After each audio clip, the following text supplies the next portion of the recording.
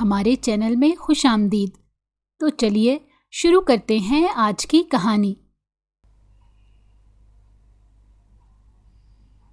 ساری رات اس نے کام کرتے ہوئے گزاری تھی اور صبح دیر سے آنکھ کھولی تھی۔ آنکھ کھلتے ہی وہ نہا دھو کر اپنے کمرے میں تولیے سے بال صاف کرتے ہوئے غسل خانے سے نکلا تھا اور سامنے موجود شخصیت کو دیکھ کر اسے اپنا بلڈ پریشر ہائی ہوتا ہوا محسوس ہوا۔ تم؟ جی، مجھے امی نے بھیجا۔ اس سے پہلے کہ اس کی بات مکمل ہوتی وہ دھاڑا، تمہاری ہمت کیسے ہوئی میرے کمرے میں آنے کی؟ وہ کڑے تیوروں سے اسے دیکھنے لگا۔ جی، مجھے امی نے یہ چائے دینے کے لیے آپ کو بھیجا تھا، اس نے معصومیت سے چائے کی ٹرے میز پر رکھتے کہا۔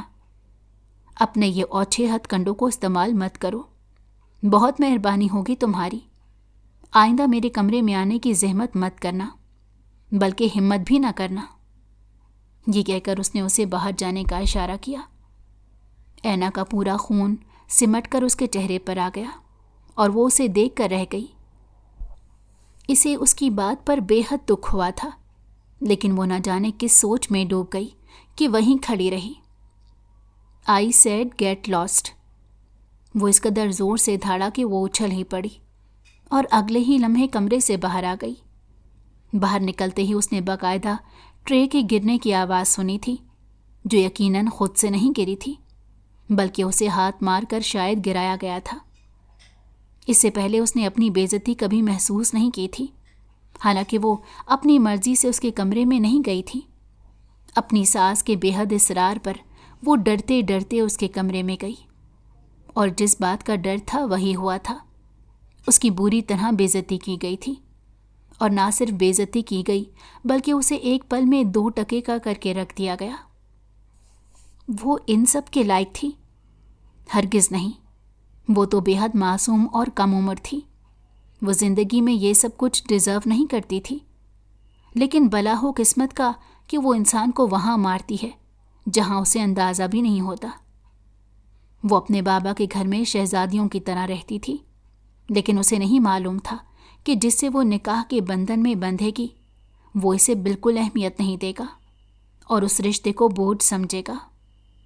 اپنے کمرے میں آ کر وہ بے تحاشا روئی تھی اور اللہ کے حضور سجدے میں دعا مانگ کر اپنے حق میں بہتری مانگی تھی۔ اس کے علاوہ وہ کچھ اور کر بھی نہیں سکتی تھی۔ شہر کراچی کے آسمان پر بادل چھائے ہوئے تھے، موسم ہب زدہ تھا، ہوا کا نام و نشان نہیں تھا۔ وہ اپنی یونیورسٹی کے ہاسٹل میں موجود تھا، اور آج اس نے یونی جانے کا ارادہ ترک کر دیا کیونکہ اسے گھر سے فون آیا تھا کہ وہ جلد از جلد وہاں پہنچے۔ وہ بے حد حیران ہوا کہ آخر ایسی کون سی ایمرجنسی آ گئی کہ اسے وہاں بلایا جا رہا ہے۔ فون پر اس نے پوچھنا چاہا، لیکن اسے خاطر خواہ جواب نہیں دیا گیا، اور اس نے گاؤں جانے کے لیے پیکنگ شروع کر دی۔ ویسے بھی وہ 2-3 دنوں میں وہاں جانے کا سوچ رہا تھا، لیکن آج جب فون آیا تو اس نے آج یہ فیصلہ کر لیا کہ وہ آج ہی جائے گا۔ اس مقصد کے لیے اس نے یونیورسٹی جانے کا ارادہ ترک کر دیا۔ ویسے بھی اس کا سیمسٹر مکمل ہو گیا تھا، بس لاسٹ سیمسٹر باقی تھا، اور اس کے شروع ہونے میں ابھی کافی ٹائم تھا۔ اس لیے یونیورسٹی جانے کی زحمت نہ کی اور ہاسٹل میں رہ کر گاؤں جانے کے لیے پیکنگ کرنے لگا۔ اس وقت گھڑی صبح کے 11 بجا رہی تھی۔ اسی وقت اس کا فون بجا۔ فون دیکھتے ہی اس کے چہرے پر مسکراہٹ پھیل گئی۔ ہیلو، شمشیر سپیکنگ۔ بات کرتے ہوئے نہ جانے کیوں اس کے چہرے پر مسکراہٹ پھیل گئی۔ شمشیر، کہاں ہو؟ کیا ہو گیا ہے؟ آج یونیورسٹی کیوں نہیں آئے؟ اس کے لہجے میں بے پناہ پریشانی تھی۔ اصل میں مجھے، اس نے تھوڑی مسلی، گاؤں جانا پڑ گیا ہے، اس لیے میں شاید 1 مہینے بعد آؤں۔ یہ خبر تھی یا بجلی جو اس کے اوپر گرائی گئی تھی؟ وہ حیران رہ گئی۔ شمشیر، کیا ہو گیا ہے؟ تم نے مجھے بتایا بھی نہیں کہ 1 مہینے کے لیے جا رہے ہو۔ کیا ایسے بھی کوئی کرتا ہے؟ اس کے لہجے سے صاف ظاہر ہو رہا تھا کہ وہ رو رہی ہے۔ کم آن یار، تم ایسے کیوں کرتی ہو؟ بی ریلیکس، واپس آؤں گا، ہمیشہ کے لیے وہاں رہنے تھوڑا ہی جا رہا ہوں۔ اس نے مذاق میں بات اڑائی نہ جانے کیوں تم جب بھی گاؤں جانے کی بات کرتے ہو تو ایسا لگتا ہے جیسے میرا دل کسی نے مٹھی میں لے لیا ہے۔ اب بھی مجھے بہت عجیب سا محسوس ہو رہا ہے۔ یہ دیا تھی، اس کی کلاس فیلو، اور وہ دونوں ایک دوسرے کو پسند کرتے تھے۔ تم تو ایسے بات کر رہی ہو جیسے گاؤں میں شادی کرنے جا رہا ہوں اور تمہیں یہیں چھوڑ جاؤں گا، اس نے بے اختیار کہا لگایا۔ بس میرا دل میرے اختیار میں نہیں، میرے دل کو عجیب سا احساس ہو رہا ہے۔ مجھے بالکل ایسا ہی لگ رہا ہے جیسے تم مجھ سے دور جاؤ گے۔ تم نے ابھی تک اپنے پیرنٹ سے بھی بات نہیں کی، آخر تم کب بات کرو گے؟ وہ پھر سے وہیں رونا دھونا شروع ہو گئی۔ مائی ڈیئر، جب میں نے تم سے کہا ہے کہ میں بات کروں گا اور تمہیں ہی اپنے گھر کی ملکہ بناؤں گا، پھر تمہیں کس بات کی ٹینشن ہے؟ وہ چکر لگاتے ہوئے اپنی پیکنگ بھی مکمل کر رہا تھا اور اس سے فون پر بات بھی کر رہا تھا۔ مرد کی بات کا اعتبار نہیں کرنا چاہیے، یہ سیانے کہتے ہیں، میں نہیں کہہ رہی۔ اب وہ بھی شرارت کے موڈ میں نظر آ رہی تھی۔ وہ ہوتے ہوں گے کوئی اور مرد، میں شمشیر مراد علی خان ہوں، اور میں ایسا نہیں ہوں۔ میں اپنے وعدے کا پکا ہوں اور جو کہتا ہوں وہی کرتا ہوں۔ لہٰذا دیا مصطفیٰ احمد، تمہیں شمشیر مراد علی خان کا یقین کرنا پڑے گا۔ اس نے اس قدر خوبصورت لہجے میں اسے اپنے پیار کی یقین دہانی کرائی تھی کہ وہ اش اش کر اٹھی۔ بس اب میرے دل کو راحت پہنچی ہے، آپ کی باتوں سے اور تھوڑا تھوڑا سکون محسوس ہو رہا ہے، لہٰذا اب آپ آسانی سے جا سکتے ہیں، لیکن جانے سے پہلے آپ کو مجھ سے مل کر جانا ہوگا۔ اب وہ محبت پاش لہجے میں اسے آرڈر پاس کر رہی تھی۔ ٹھیک ہے میڈم، میں آپ سے مل کر جاؤں گا اور پورے 1 مہینے کا دیدار کر لینا، اس کے بعد آپ کو 1 مہینے بعد نظر آؤں گا، اس نے شرارت بھرے لہجے میں کہا اور پھر فون رکھ دیا۔ فون رکھتے ہی اسے دوبارہ سے فکر ہونے لگی کہ آخر اسے ارجنٹ گاؤں کیوں بلایا گیا ہے۔ اسے سمجھ نہیں آ رہا تھا کہ کیا بات ہو سکتی ہے، اور وہ دوبارہ گھر پر فون بھی نہیں کر سکتا تھا کہ نہ بتانے کا مطلب یہی تھا کہ جب وہ گاؤں آئے گا تبھی اسے ساری بات معلوم ہوگی۔ پیکنگ کرنے کے بعد اس نے یونیورسٹی کی راہ لی کہ اس وقت کلاسز آف ہونے کا وقت تھا، اور وہ دیا سے مل کر پھر بس اسٹینڈ کی طرف جانے والا تھا، جہاں سے بیٹھ کر وہ گاؤں روانہ ہو جائے گا۔ لیکن وہ نہیں جانتا تھا کہ گاؤں جاتے ہی اس کی زندگی بدل جائے گی اور وہ ہاتھ ملتا ہی رہ جائے گا۔ پورے 5 گھنٹے کے سفر کے بعد وہ گاؤں پہنچ چکا تھا، اور گاؤں جاتے ہی اس کا اچھے سے استقبال کیا گیا۔ اس کے گھر والے اسے پورے 6 مہینے بعد دیکھ کر بہت زیادہ خوش تھے، اور سب سے زیادہ خوش تو دادا جی تھے، جنہوں نے اسے فون کر کے ارجنٹ گاؤں بلایا تھا۔ کھانا خوشگوار ماحول میں کھایا گیا۔ گاؤں آ کر اسے بھی ایک عجیب سا سکون محسوس ہوا کہ جہاں کی مٹی ہوتی ہے وہاں ہی سکون نصیب ہوتا ہے۔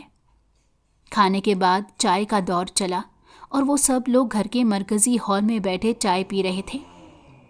اسی دوران شمشیر کی نظر کچن میں کھڑی ہوئی ایک خوبصورت سی نوجوان لڑکی پر پڑی جو کام میں مصروف نظر آ رہی تھی۔ وہ حیران رہ گیا کہ یہ نیا فرد کون ہے جو اس کے گھر میں موجود ہے۔ وہ اسے نہیں جانتا، شاید کوئی ملازمہ ہوگی، اس نے خود سے اندازہ لگایا۔ اماں، کیا یہ نئی ملازمہ رکھی ہے آپ نے؟ اس نے چائے کا کپ ختم کر کے میز پر رکھتے ہوئے اپنی امی سے پوچھا۔ کون بیٹا؟ امی وہی جو کچن میں کھڑی کام کر رہی ہے۔ شمشیر نے باقاعدہ اشارہ بھی کیا۔ نہیں بیٹا، یہ ہماری ملازمہ نہیں ہے، بلکہ تم وقار خان صاحب کو تو جانتے ہو نا؟ یہ دادا تھے جو اس سے پوچھ رہے تھے۔ جی جی، وہی جو ابو کے بچپن کے دوست تھے، اور ابھی تک ان کی دوستی کی مثال دی جاتی تھی۔ شمشیر نے ذہن پر زور دیتے ہوئے کہا۔ ہاں بیٹا، یہ وقار خان صاحب کی بیٹی ہے۔ تم جب امتحانات میں مصروف تھے تبھی ان کا انتقال ہو گیا۔ ان کی بیوی کا تو پہلے ہی انتقال ہو گیا تھا۔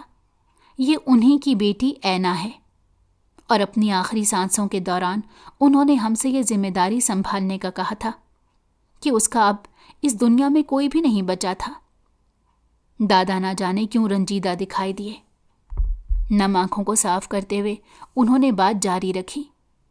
इसलिए अब ये यहाँ रहती है। पिछले 1 महीने से यहीं रह रही है। हम तो उसे घर में आराम करने का कहते हैं, कोई काम करने से भी मना करते हैं, लेकिन ये उदास रहती है, इसीलिए इजाज़त दी है कि वो घर के कामों में दिलचस्पी लेना शुरू कर दे तो उसके गम कम हो जाएं। ये अम्मी थीं जो अब उसे दूसरी तफसीलात बता रही थी। उसने दोबारा एक नज़र ऐना पर डाली। वो बेहद मासूम थी और कम उम्र भी।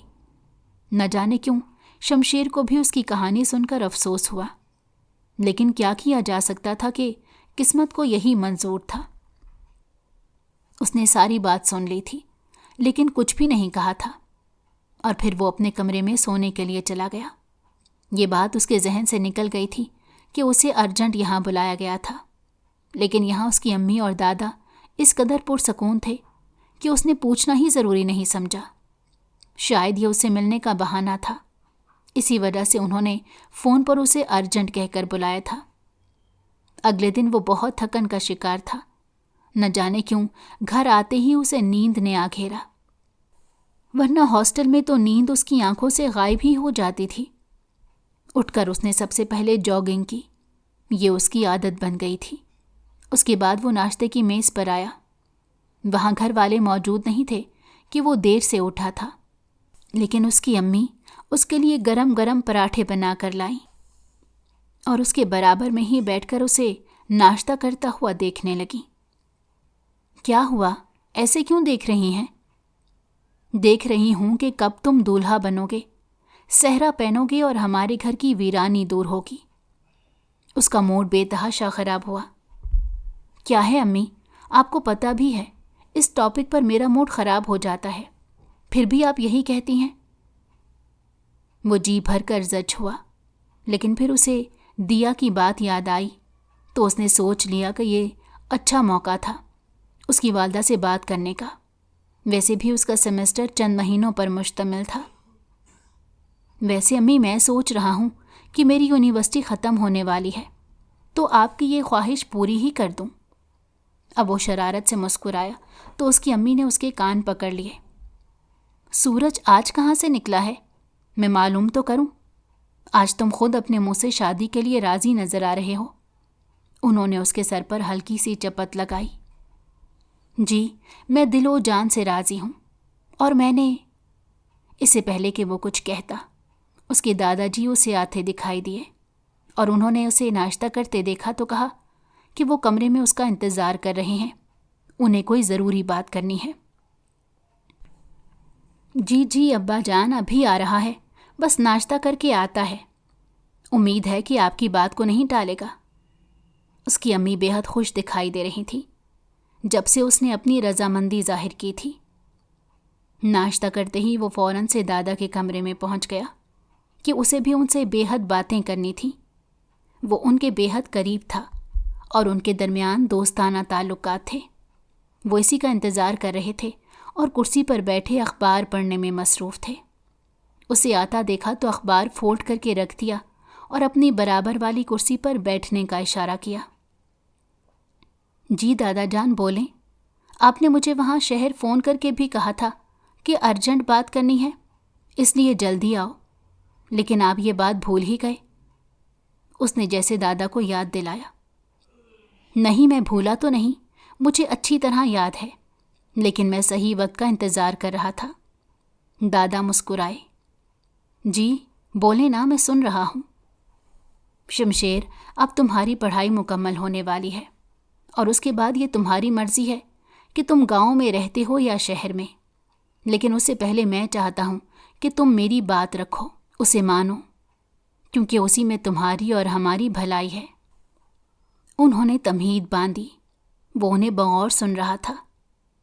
मेरा मशवरा ये है, बल्कि मैं ये चाहता हूँ और मेरी ख्वाहिश है कि तुम वकार खान की बेटी ऐना से निकाह कर लो।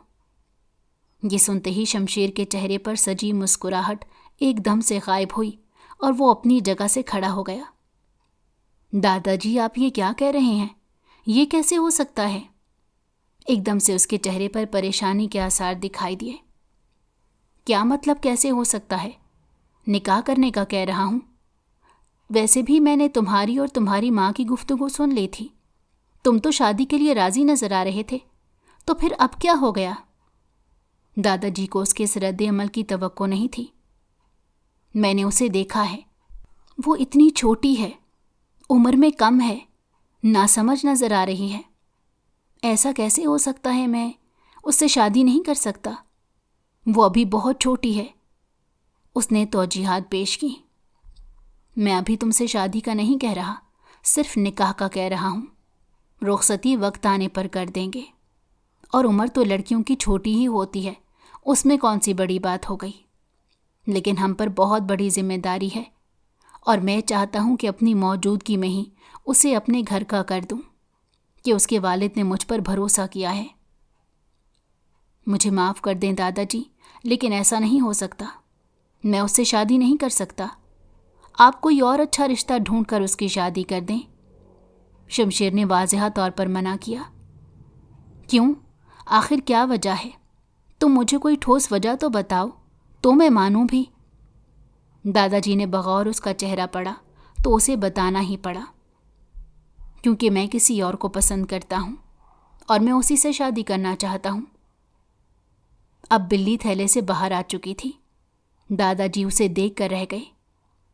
تم نے مجھے کبھی بتایا نہیں؟ انہیں اس قسم کے جواب کی بالکل توقع نہیں تھی. میں بتانا چاہتا تھا، لیکن مجھے کیا پتا کہ آپ پہلے سے ہی میرے لیے رشتہ ڈھونڈ کر بیٹھے ہیں. وہ سخت چڑچڑا ہوا. دیکھو برخوردار، ہم نے دنیا دیکھی ہے. تجربے سے کہتے ہیں کہ شادی سے پہلے کی تمام محبتیں بس صرف نام کی محبتیں ہوتی ہیں، جو ایک نہ ایک دن گمنام ہی ہو جاتی ہیں. اب یہ میرا فیصلہ ہے، اور اٹل فیصلہ ہے، کہ تمہیں اینا سے ہی نکاح کرنا ہوگا. بعد کی بعد میں دیکھیں گے. لیکن دادا جی میں کچھ نہیں سننا چاہتا. میں نے اسی لیے تمہیں یہاں بلایا تھا کہ تمہارا نکاح اینا سے کر دیا جائے. لیکن مجھے تمہارا جواب بالکل پسند نہیں آیا. میں نے کبھی تم سے کچھ نہیں مانگا، لیکن آج تمہارے دادا تمہارے آگے جھولی پھیلا کر تم سے اس بات کی درخواست کرتے ہیں کہ تم اینا سے نکاح کر لو. مجھے امید ہے کہ اب تم مجھے انکار نہیں کرو گے. اور شمشیر انہیں دیکھ کر رہ گیا. وہ کیسی کشمکش میں آ گیا تھا. اس کا دل کٹ کر رہ گیا. ایک طرف اس کے دادا جی تھے جس سے اس کے دوستانہ تعلقات تھے. وہ ان کی بات نہیں ماننا چاہتا تھا، لیکن جس طرح انہوں نے اس کے آگے جھولی پھیلائی تھی اور نم آنکھوں سے اس کی طرف دیکھا تھا، وہ انہیں کیسے انکار کر سکتا تھا کہ بچپن سے زیادہ تر انہوں نے ان کو پالا تھا. اس کے والد صاحب تو بیرون ملک رہائش پذیر تھے، اور باپ کے روپ میں اس نے دادا جی کو ہی دیکھا تھا. اس کے بعد انہوں نے ہی اسے پڑھائی کے لیے شہر بھیجا، اور امی کا بھی انہوں نے ہی بھرپور خیال رکھا. انہی کا سہارا تھا جس کی وجہ سے یہ دونوں جی پائے تھے. ورنہ جب سے اس کے والد صاحب کا انتقال ہوا تھا تو وہ ٹوٹ کر رہ گیا. دادا ہی تھے جنہوں نے اسے سمیٹا تھا، اسی لیے وہ ان کی بات کا انکار نہیں کر سکا تھا. لیکن اس کا دل مردہ ہو کر رہ گیا. دادا جی کی پھیلی جھولی کی وجہ سے اس نے نکاح کی حامی بھر لی، اور ایک چھوٹی سی تقریب میں اس کا نکاح اینا سے ہو گیا. اور نکاح کے بول بولتے ہی اسے ایسے لگا جیسے اس کے دل کے ٹکڑے ہو گئے ہوں، اور اسے کسی نے اپنے پیروں تلے رون دیا ہو. شمشیر نے خود کو پہلے کبھی اتنا بے بس محسوس نہیں کیا تھا جتنا آج کر رہا تھا.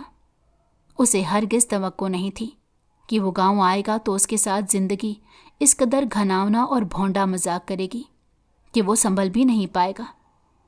اس کے ذہن میں ایک ہی سوچ چل رہی تھی کہ وہ دیا کو کیا جواب دے گا. وہ تو اسے وعدہ کرایا تھا کہ جب وہ گاؤں آئے گا تو ضرور اپنی امی اور دادا سے اس کے بارے میں بات کرے گا. لیکن یہاں تو سب الٹ ہو گیا تھا. وہ نہ صرف ان سے بات کر سکا تھا، بلکہ اس کا تو انہوں نے اینا سے نکاح ہی پڑھوا دیا. اس دن اسے محسوس ہوا تھا جیسے اس کی زندگی ختم ہو کر رہ گئی ہے. شمشیر مراد علی خان اور نصرت بیگم کی اولاد ہے. مراد علی خان شادی ہوتے ہی بیرون ملک کمائی کے لیے روانہ ہو گئے، اور پیچھے اس کی امی اپنے بیٹے اور اپنے سسر کے ساتھ گاؤں کے گھر میں رہنے لگی. مراد علی خان نے بیرون ملک 20 سال گزار دیے تھے اور اسی دوران ایک کار ایکسیڈنٹ میں ان کا انتقال ہو گیا۔ یہ خبر اس گھرانے کے لیے بجلی بن کر گری تھی۔ ایسے وقت میں شمشیر کے دادا وجاہت علی خان اور نصرت بیگم کے سسر نے انہیں سنبھالا۔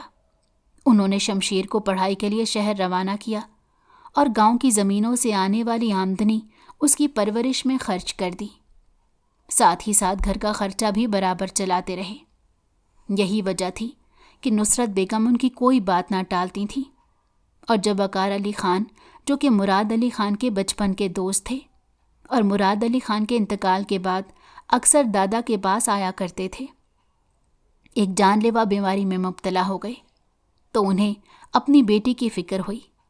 انہوں نے دادا جی کی طرف امید بھری نظروں سے دیکھا۔ دادا جی نے انہیں یقین دہانی کرائی تھی کہ وہ شمشیر سے اس کی بیٹی کا رشتہ طے کر دیں گے، اور جب انہوں نے یہ سنا تھا تو ان کی روح کو سکون پہنچا تھا۔ وہ اس موذی مرض کی وجہ سے اپنے خالق حقیقی سے جا ملے۔ اب انہیں شمشیر سے بات کرنی تھی اور وہ مناسب موقع کا انتظار کر رہے تھے۔ لہٰذا جب شمشیر کا لاسٹ سیمسٹر رہ گیا تو انہوں نے اسے شہر سے ارجنٹ بلایا اور اس کے سامنے یہ مشورہ رکھا، لیکن وہ یہ سن کر ششدر رہ گئے کہ شمشیر تو اپنی کلاس فیلو کو پسند کرتا تھا، اسی کے بارے میں ان سے بات کرنے والا تھا۔ تب دادا جی نے فیصلہ کیا کہ اب یہ وقت زور زبردستی کا ہے، کیونکہ وہ وقار علی خان سے وعدہ کر چکے تھے، اور اینا جو کہ کم عمر اور ناسمجھ تھی، اس کے لیے شمشیر سے بہتر کوئی رشتہ نہیں لگا تھا۔ اسی وجہ سے انہوں نے اس پر زبردستی کی اور اس کے انکار پر اس سے صرف اتنا کہا کہ ابھی وہ صرف نکاح کر لے، کیونکہ گاؤں کے لوگ باتیں بنا رہے تھے کہ انہوں نے جوان لڑکی کو اپنے گھر میں بغیر کسی رشتے کے رکھا ہوا ہے۔ ان لوگوں کا منہ بند کروانے کے لیے انہوں نے شمشیر کے آگے جھولی پھیلائی تو شمشیر کو ماننا ہی پڑا تھا، اور یوں شمشیر اور اینا کا نکاح ہو گیا، اور دادا سکون میں آ گئے تھے کہ اب وہ وقار علی خان سے قیامت کے دن نظر ملا سکیں گے کہ انہوں نے ان کا وعدہ وفا کیا تھا۔ نکاح کے اگلے دن ہی اس نے اپنا سامان پیک کیا اور بغیر کسی سے ملے ہاسٹل واپس آ گیا کہ اب وہاں رہنے کا کوئی جواز نہیں بنتا تھا۔ وہ جب جب اینا کو دیکھتا تو اسے غصہ آتا، اسی وجہ سے اس نے اگلے ہی دن شہر واپس آنے کا ارادہ کیا۔ کسی سے بھی نہ ملنا اس کی ناراضگی اور غصے کا اظہار تھا، لیکن دادا جی نے اسے نہیں روکا، کیونکہ وہ نہیں چاہتے تھے کہ وہ اپنا غصہ اینا پر نکالے۔ وہ اسے وقت دینا چاہتے تھے۔ ہاسٹل آ کر اونچا لمبا مرد پھوٹ پھوٹ کر رو پڑا اور یونیورسٹی نہیں جا سکا تھا کہ یونیورسٹی جا کر وہ دیا سے کیسے نظریں ملا پائے گا، لیکن اسے معلوم نہیں تھا کہ اگر وہ اس کو ملنے نہیں جائے گا تو وہ خود اس سے ملنے آ جائے گی۔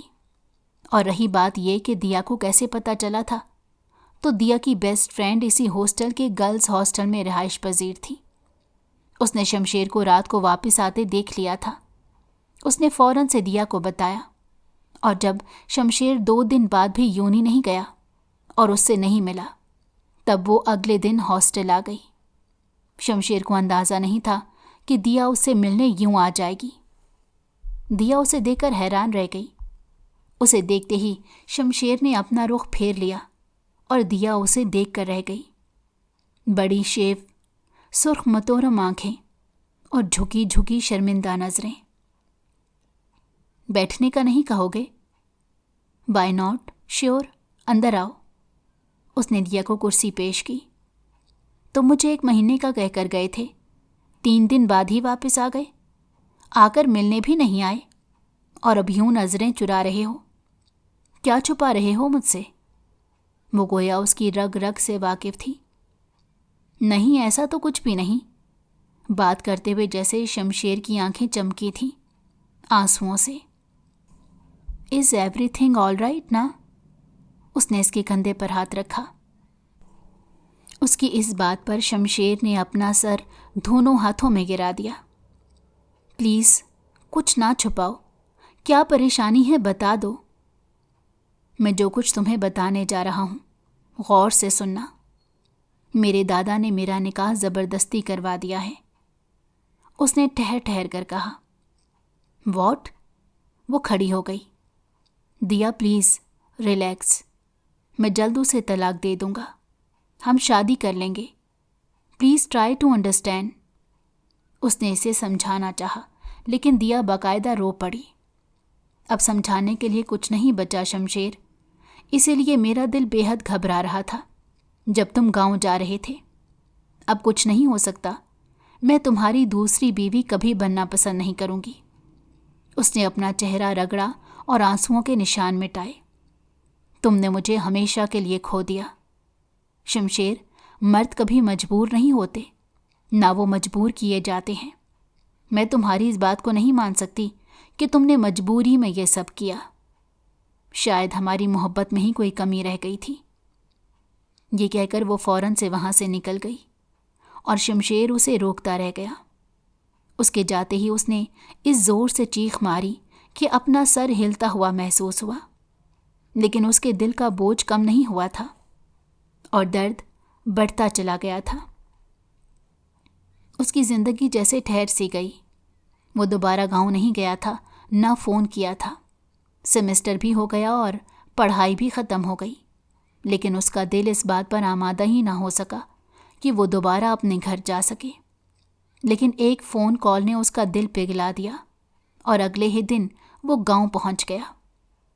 ہوا یوں تھا کہ اس کے دادا شدید بیمار ہو گئے اور اسے اپنا دل کٹتا ہوا محسوس ہوا کہ اس نے اپنی انا میں 6 مہینے تک ان کی خیریت دریافت نہیں کی تھی اور اب اسے بے حد افسوس ہو رہا تھا۔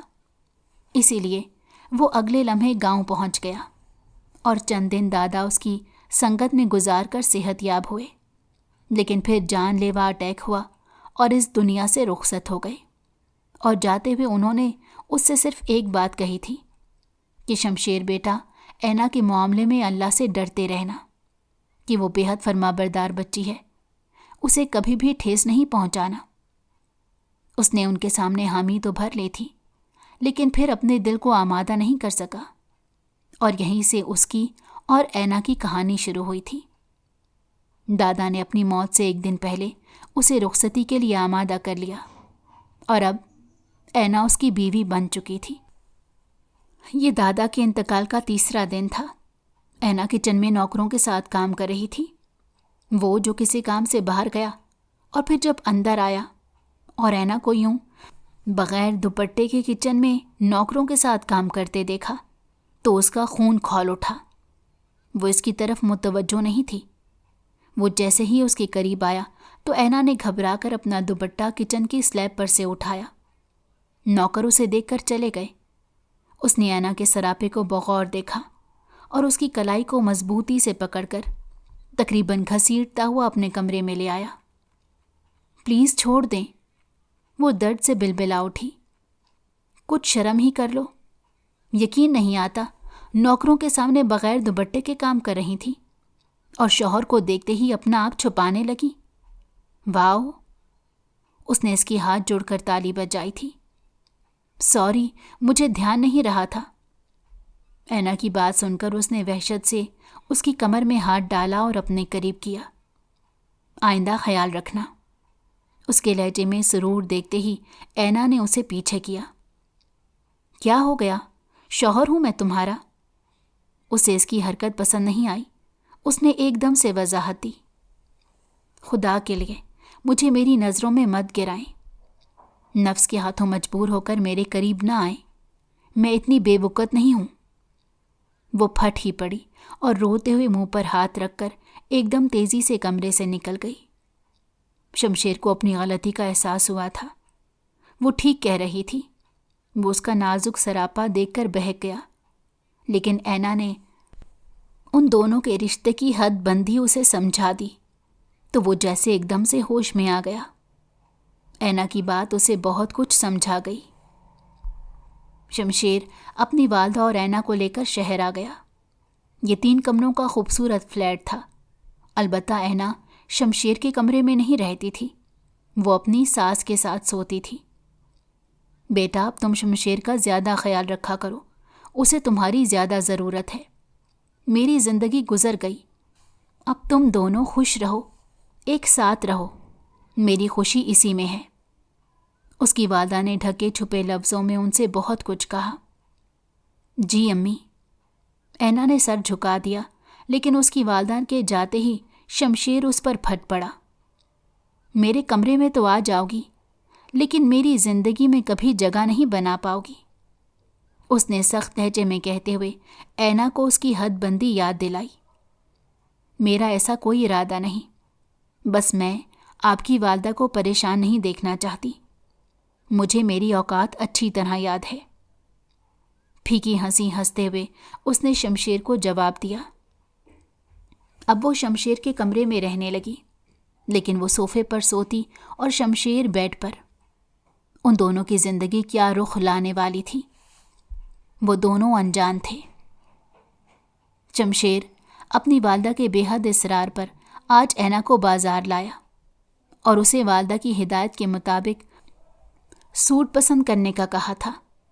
وہ پہلی بار گاؤں سے شہر آئی تھی اور یہاں کی رونق اور چمک دمک دیکھ کر عجیب سا احساس ہوا اور وہ ان میں جیسے کھو سی گئی۔ وہ سوٹ پسند کر رہی تھی کہ اسی دوران شمشیر کو کسی کا فون آیا اور وہ فون سننے کے لیے جیسے ہی باہر نکلا تو تھوڑی ہی دیر بعد اینا نے مڑ کر شمشیر کو دیکھنا چاہا، لیکن وہ وہاں کہیں نہیں تھا۔ یہاں تک کہ اس نے پورا مال چھان مارا، لیکن اسے شمشیر کہیں نظر نہیں آیا۔ وہ پہلی بار گھر سے باہر نکلی تھی اور اب شمشیر نہ جانے اسے یوں چھوڑ کر کہاں چلا گیا تھا۔ وہ باقاعدہ رونے لگی، یہاں تک کہ روتے روتے وہ مال سے جیسے ہی باہر نکلی تو سامنے کا منظر دیکھ کر اس کے پیروں تلے سے زمین نکل گئی کہ اس کا شوہر کسی لڑکی سے بات میں مصروف تھا، اور جو چمک اس وقت اس کے چہرے پر موجود تھی وہ اسے چاہ کر بھی نظر انداز نہیں کر سکی۔ شمشیر نے آگے بڑھ کر اسے پکارا۔ یہ کون ہے؟ اس لڑکی نے فوراً سے اسے دیکھتے ہوئے شمشیر سے پوچھا۔ یہ میری کزن ہے، اور شمشیر کے جواب پر اسے رونا آ گیا، یہاں تک کہ وہ ان دونوں کو دیکھے بغیر پلٹی، رکشے والے کو ہاتھ دیا، گھر کا ایڈریس بتایا اور گھر پر پہنچ گئی۔ اس نے پیچھے مڑ کر نہیں دیکھا کہ شمشیر اس کے پیچھے آیا تھا، لیکن وہ اب کبھی بھی پیچھے مڑ کر نہیں دیکھنا چاہتی تھی۔ اسے اپنی اوقات پتہ تھی، نہ جانے کیوں وہ ہر بار اسے امید لگا بیٹھتی، اور اس بار تو اس نے حد ہی کر دی کہ اسے مال میں اکیلا چھوڑ کر آ گیا، اور جو کچھ اس نے دیکھا اسے دیکھ کر اس کا دل اس بری طرح سے ٹوٹا کہ اب کبھی دوبارہ جڑنا ناممکن نظر آ رہا تھا۔ گھر پہنچی تو اسے تیز بخار محسوس ہوا۔ اس نے اس بات کو اس قدر دل سے لگایا کہ اس کی طبیعت خراب ہو گئی، اور رات کو وہ اچھی خاصی بخار میں تپ رہی تھی۔ اس نے گھر میں کسی کو بھی نہیں بتایا، یہاں تک کہ شمشیر کو بھی پتہ نہیں لگنے دیا۔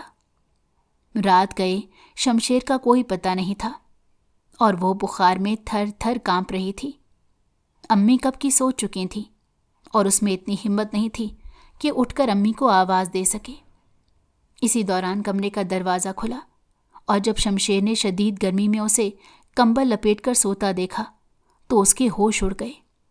وہ فوراً سے اس کی جانب بڑھا، اور جب اس نے اس کی ہتھیلی چھوئی تو اچھل کر پیچھے ہٹا کہ وہ تو بے حد گرم ہو رہی تھی۔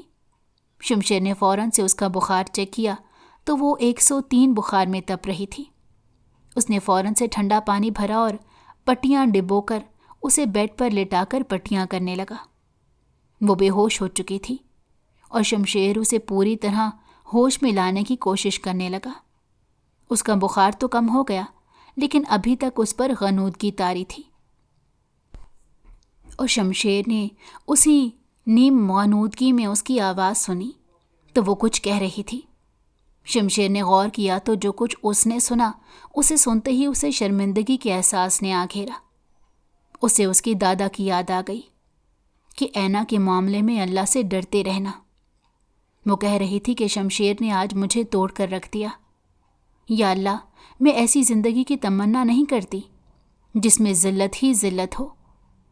اور شمشیر کا دل اسی وقت نرم پڑا تھا۔ اس نے اس کا ماتھا چھوا تو وہ پسینے پسینے ہو رہا تھا، لیکن کمزوری اس قدر تھی کہ اسے ابھی تک ہوش نہیں آیا تھا۔ اس نے صبح ہونے کا انتظار کیا اور ڈاکٹر کو فون کیا۔ ڈاکٹر کے آنے سے پہلے ہی اسے ہوش آیا تو اس نے شمشیر کو اپنے پاس بیٹھے پایا اور ضبط کے سارے بندھن ٹوٹ گئے۔ آپ کیوں میری فکر کر رہے ہیں؟ میرا ہونا نہ ہونا آپ کی زندگی میں برابر ہے۔ خدا کے لیے اس قدر دوغلے مت ہوں کہ مجھے اپنے آپ سے ہی نفرت ہونے لگے۔ اس سے پہلے کہ شمشیر کچھ کہتا، ڈاکٹر آیا اور اس نے اس کا چیک اپ کیا۔ کیا یہ آپ کی مسز ہیں؟ اس نے شمشیر سے پوچھا۔ جی جی، یہ میری مسز ہیں۔ اینا نے اسے پلٹ کر دیکھا۔ تو پھر آپ ان کا خیال کیوں نہیں رکھتے؟ ان میں بلڈ کی بہت کمی محسوس ہو رہی ہے، آپ کو ان کا خیال رکھنا چاہیے، اور سب سے بڑی بات انہیں ٹینشن سے دور رکھنا چاہیے۔ بظاہر کوئی مسئلہ نظر نہیں آتا، لیکن یہ ٹینشن ہر بیماری کی جڑ ہے۔ اگر یہ ایک بار انسان کو لگ جائے تو پھر انسان کہیں کا نہیں رہتا۔ امید ہے آپ میری بات سمجھ گئے ہوں گے۔ یہ کہہ کر ڈاکٹر نے کچھ ضروری ادویات لکھ کر دیں اور شمشیر انہیں باہر چھوڑنے آیا۔ اسی دوران امی آ گئی تھیں اور انہوں نے اینا کی خوب خبر لی تھی کہ وہ اپنا خیال کیوں نہیں رکھتی۔ اس نے اپنا ہر دکھ ان سے چھپا لیا اور ان سے کہا کہ وہ اب سے اپنا خیال رکھے گی۔ شمشیر کی والدہ کچھ دیر اس کے کمرے میں ہی بیٹھی رہیں اور اس کے بعد انہوں نے اینا کو آرام کرنے کا کہہ کر کمرے سے باہر کا رخ کیا۔ تمہیں جس بھی چیز کی ضرورت ہو تو مجھے لکھ کر دے دو، میں سب کچھ لے آؤں گا۔ اس کی کوئی ضرورت نہیں۔ اینا نے اٹھنا چاہا، اسے بے حد کمزوری محسوس ہو رہی تھی۔ تم نے سنا تو ہے کہ ڈاکٹر نے کیا کہا، پھر بھی اپنی ضد پر اڑی ہوئی ہو۔ میری زندگی میری مرضی، میں اسے جیسے بھی گزاروں، آپ کا کوئی حق نہیں مجھے کچھ بھی کہنے کا۔ وہ پھٹ پڑی۔ حق کی بات نہ کرو اینا، میں تمہارا شوہر ہوں، مجھے پورا حق ہے۔ شوہر؟ وہ پھیکی ہنسی ہنسی، اور اس ہنسی میں ایک ایسا درد تھا کہ ایک لمحے کو شمشیر کو اپنا دل پگھلتا ہوا محسوس ہوا اور اس کے برابر میں جا بیٹھا۔ اینا اپنے ہاتھوں کو مروڑتے ہوئے ان پر نظریں مرکوز کیے ہوئے تھی۔ آئی ایم سوری، مجھے ایسا نہیں کہنا چاہیے تھا۔ اینا کو بالکل بھی اندازہ نہیں تھا کہ شمشیر اسے سوری کہے گا۔ اس نے ایک جھٹکے سے سر اٹھا کر اسے دیکھا، اسی کی طرف متوجہ تھا۔ آپ کیوں سوری کہہ رہے ہیں؟ ہمارا رشتہ ہی ایسا ہے، میں بیکار میں دل پر لے لیتی ہوں۔ وہ اٹھ کر صوفے پر جانے کے لیے مڑی، تب اس نے اس کا ہاتھ پکڑا تو وہ ایک دم سے گھبرا گئی اور جیسے ہی پلٹی تو اس کے سینے سے جا لگی۔ مجھے نہیں معلوم تھا کہ تم میرے لیے اتنی ضروری ہو جاؤ گی۔ مجھے معاف کر دو کہ اس کے سامنے میں نے تمہیں کزن کہا اور بیوی کہہ کر متعارف نہیں کروایا، لیکن نہ جانے کیوں اب مجھے بہت خالی پن محسوس ہوتا ہے، اور مجھے ایسا لگتا ہے کہ میرا یہ خالی پن تم ہی بھر پاؤ گی۔ اس نے اس کے گرد اپنی باہوں کا گھیرا تنگ کیا تو اینا تڑپ گئی اور سینے سے لگ کر بے تحاشا رونے لگی۔ میری زندگی شروع سے ہی بہت مشکل ہے شمشیر، میں نے کبھی ماں کا پیار نہیں دیکھا۔ باپ کا پیار ملنا شروع ہوا تو ان کی زندگی بھی ختم ہو گئی۔ اس کے بعد میں آپ کے گھر آ گئی، وہاں دادا نے تو مجھے بہت لاڈ سے رکھا ہوا تھا اور امی بھی مجھے بہت پسند کرتی تھیں، لیکن ایک خالی پن تھا جو مجھے بری طرح چبھنے لگا۔ اس کے بعد میری شادی آپ سے ہو گئی اور یہ بات مجھے کچوکے لگا دی کہ جیسے میں آپ کی زندگی میں زبردستی شامل ہوئی ہوں، اور واقعی میں ایسا ہی تھا۔ اس میں میرا کوئی قصور نہیں، یہ فیصلہ آپ کے دادا کا تھا۔ میں بھی مجبور تھی، آپ بھی مجبور تھے۔ یہ کہہ کر وہ سسکیاں بھرنے لگی۔ میں مانتا ہوں کہ یہ شادی ہماری مرضی کے خلاف ہوئی ہے، لیکن اب میں خود بھی تھک چکا ہوں اور چاہتا ہوں کہ کوئی میرے اندر کی ٹوٹی کرچیاں سمیٹ لے۔ دادا کہا کرتے تھے کہ نکاح سے پہلے کی محبت گمنام ہو جایا کرتی ہے، اور انہوں نے سچ کہا تھا۔ نکاح کے بعد مجھے اپنا دل بدلتا ہوا محسوس ہوتا تھا۔ میرا دل تمہاری طرف جھکتا تھا، لیکن میں اسے ڈپٹ کر خاموش کروا دیتا۔ مجھے نہیں معلوم تھا کہ کب میرے دل میں تمہاری جگہ خود بخود اللہ نے بنا دی، اور آج جب تمہیں بخار میں یوں تڑپتا دیکھا تو کچھ نہ سوچا، और फौरन से तुम्हें दवाई दी। तुम्हारे सर पर पट्टियां रखीं कि मैं तुम्हें तकलीफ में नहीं देख सकता। सच कहूँ, कहाँ तो जब तुम मॉल में पलट कर रिक्शे में बैठकर घर आई, तब से मेरे दिल में अजीब से ख्यालात आ रहे थे, और यही सोच के कि शादी के बाद इंसान एक दूसरे से इस कदर बंध जाता है कि एक तकलीफ में होता है तो दूसरा महसूस करने लग जाता है, अलबत्ता वो उसे ध्यान नहीं दे पाता। वो सांस लेने को रुका तो ऐना ने सर उठाकर उसे देखा। वो उस वक्त अपने दिल का हाल इससे बयान कर रहा था और ये मंजर इसे बहुत प्यारा लग रहा था।